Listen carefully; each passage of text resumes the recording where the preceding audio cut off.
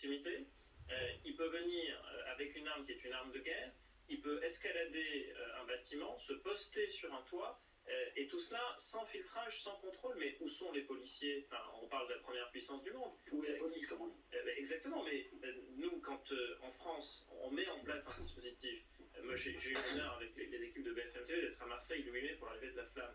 Mais je peux vous dire que pour rentrer sur le Vieux-Port, on a examiné mes effets personnels dans les moindres détails. Des chiens détecteurs d'explosifs les ont reniflés, on a passé ça au détecteur de métaux. Enfin, tout a été très minutieusement contrôlé. Et ça, c'est pour l'aspect protection du périmètre, mais après, il y a l'aspect détection. Quand vous avez quelqu'un sur un point haut avec une arme, pourquoi les agents qui sont chargés des missions de contre-sniping, c'est-à-dire de détecter les tueurs embusqués et de les neutraliser, n'agissent pas? Pourquoi est-ce qu'ils ne voient rien?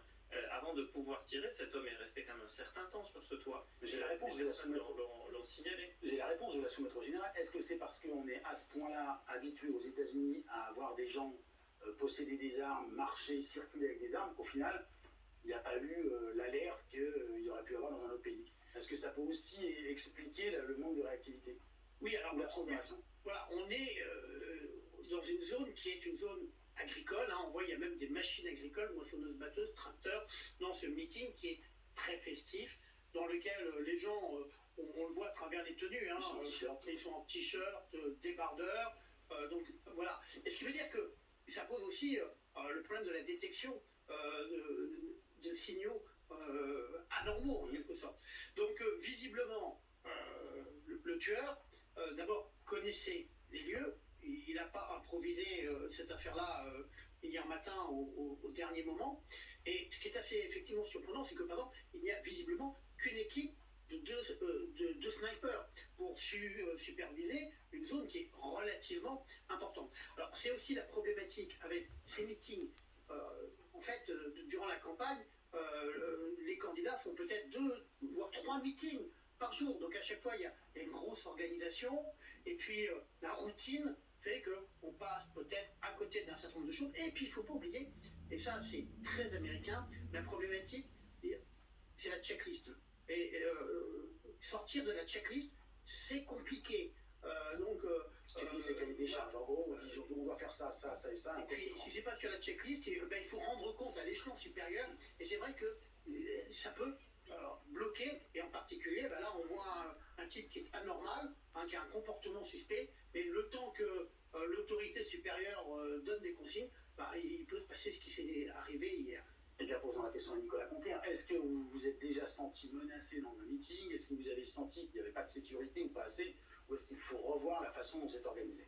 Non mais on le voit et ça relève d'un vrai exercice de coordination. On le voit, il y a les services secrets, mais également la police locale, il y a différentes unités qui se retrouvent à travailler de manière très spontanée. On a dit, la liberté fédérale aussi, il y a plusieurs couches, effectivement. Absolument.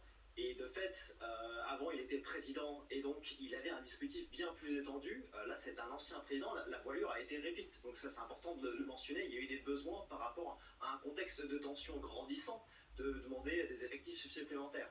Donc aujourd'hui, on assiste à une grave faille dans le dispositif. Je ne pense pas que ce soit monnaie courante pour être allé assister des meetings. Je peux vous assurer qu'il y a une longue file d'attente. Et on refait ce que Guillaume nous expliquait à Marseille, ça passe comme ça. Voilà. Et de fait, là aujourd'hui, on voit que ça n'a pas été aseptisé. Et quand on regarde le dispositif, on voit effectivement que ce bâtiment-là qui traînait à 130 mètres de là, c'était juste trop beau. Et effectivement, on a des moyens modernes, des drones. On a besoin d'avoir une équipe rouge aussi qui doit aller un peu détecter là où potentiellement un tireur embusqué pour aller se mettre notamment dans un point haut.